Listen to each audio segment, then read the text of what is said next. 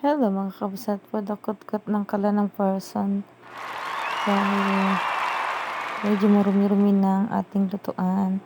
Ito pala kailangan natin tanggalan ng tornilyo. Hindi ko yung tornilyo tornilyo yan ng ang aming kalan. And guess what? May plastic pala siya, goma. O diba? Nakakatuwa naman. Meron palang nakatagong goma yan sa kalan. Buti na hindi nasusunog. Pero syempre, magaling naman talaga ang gumawa niyan. Hindi talaga basta-basta masusunog iyan. So, for the linis muna ang person. Dahil medyo nagmamanti-mantika na. Diyan natin makikita yung talagang kulay ng ating kalan kapag binutingting natin. Nasa ilalim talaga yung katotohanan. Tapos na ako sa kabila kanina. Pwede na ulit pagluto mamaya pag malinis na. So, hugas-hugas muna natin mga goma at yung mga tornilyo ko. Tornilyo ng aming kalan. So, for the hugas, for the sabon, kasi talaga namang napaka mantika at mga madudumi na yung mga tornilyo ng aming kalan. Naglinis na wala naman akong nag-iisip ako kasi ng malilinis. Kaya sabi ko, buting tingin natin. Baka may itinatago tong hindi magandang kaaya-ayang karumihan sa loob at ayun na nga, hindi nga nagkamalit. May rumi nga ang ilalim. Kailangan talaga nating linisin kahit isang beses, isang taon man lang. Para naman maramdaman naman yung meron tayong pagmamahal sa ating kalan. Sa mga mami na ganito rin yung kalan nila ay subukan nyo na rin buting-tingin iyan. At baka marami na rin yung itinatagong kailangan ng linisin.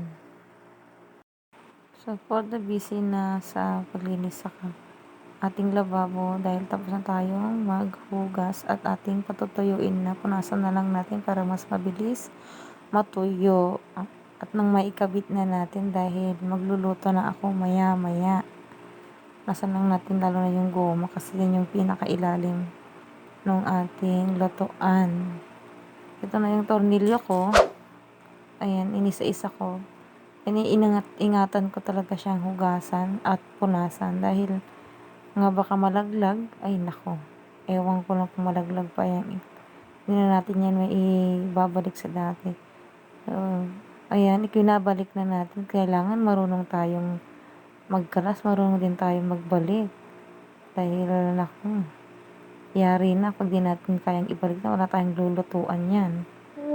Medyo nahirapan lang ako dito kasi nga medyo sablay tayo sa lagay ng ating tornilyo, ng ating tornilyo. Pero ayun, ikabit din natin yan ng mapayapa at maayos dahil wala naman tayong choice kundi pag-aralan kung paano natin ibalik. Dahil kung hindi nga naman ay ano na naman ang gagamitin natin pangluto mamaya.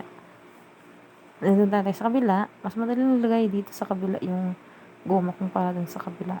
Medyo malambot na kasi yung goma ng isa. Dahil na rin siguro dahil gamit na gamit yung isang kalan kumpara dito sa isa. Ito palang video na ito ay nung isang araw ko pa ito kinuhanan. Ngayon ko lang nagawa ng video dahil na busy na naman ang person. So malapit na tayong matapos at tayo magluluto na after nito.